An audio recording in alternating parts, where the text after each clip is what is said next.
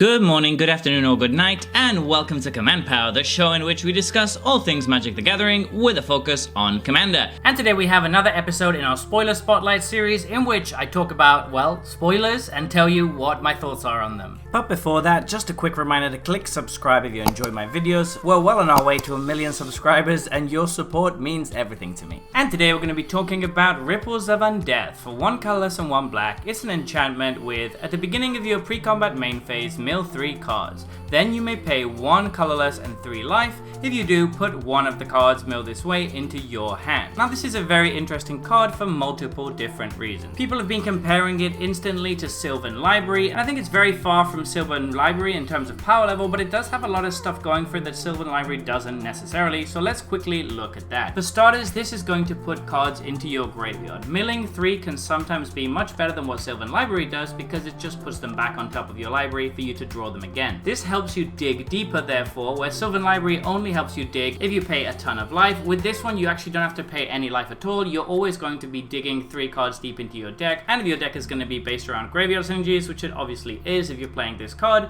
then you're definitely going to be able to take advantage of dumping 3 cards into your graveyard. But then it does something else different from Sylvan Library. So it can only draw you 1 card, whereas Sylvan Library can put 2 extra cards into your hand. That's definitely a difference, but it does cost 1 less life, but 1 mana to do so. So the mana thing is a little bit awkward because you don't really want to be tapping any of your mana when you're drawing extra cards, seeing as you're going to need that mana in order to play those extra cards that you're drawing, but 1 mana is just about low enough that it might not be that big of a downside. 3 life is obviously better than 4, but I think what makes this particularly good is that you're seeing so many more cards with this than you are with Sylvan Library effectively. For Sylvan Library, you're seeing a total of 3 cards, whereas with this, you're seeing a total of 4 cards after you draw your card for the turn, and out of those initial 3, you can pick the best one or the one you really don't want going to your graveyard, or you can just let them all go to your graveyard if you don't want to use the mana or the life, or if you have, say, something like a Living Death in hand and you really want to be filling that graveyard with all of the creatures. So basically you're getting the best of all situations with this card. You're either going to get to fill up your graveyard or you're going to draw the best card out of the 3 that you mill. I think that makes this quite valuable, and even though it's definitely nowhere near Sylvan Library power level, I still think it can see a lot of play in the right kind of decks. So for example, a deck that might be interested in this would be something like Chainer, Nightmare Adept. You're going to be running a lot of reanimation effects, so you do really want to be fueling up your graveyard, which is definitely nice, and getting to draw an extra card per turn when you need to is also very nice. I also wanted to mention how well this card works with a card like Bringer of the Last Gift, which is obviously incredibly good with this. So usually when you're running a bunch of mill effects in decks where you want to play something like Bringer of the Last Gift, it's kind of risky because if you mill it, it's very difficult to get its ETB, seeing as it only triggers when you cast it. But this card very elegantly gets around that downside, because if you mill it, you can just choose it as the card you want to get back from your graveyard by paying 1 mana and 3 life, and then when you cast it, you're going to get all of the other stuff that you've dumped into your graveyard. So it kind of protects you against one of the common downsides of the card Bringer of the Last Gift, which would be an excellent win con for any deck that's running Ripples of Undeath. So yeah, I don't think it's quite as strong as Sylvan Library, which can basically slot into any deck and make it better. This does require a little bit of build around and goes into more niche decks, but it's still a very powerful effect. So there you have it. Those have been my thoughts on this new spoiler. What do you think though? Do you disagree with me, or do you think I got it right? Let me know in the comment section below. I always make sure to read all of your comments.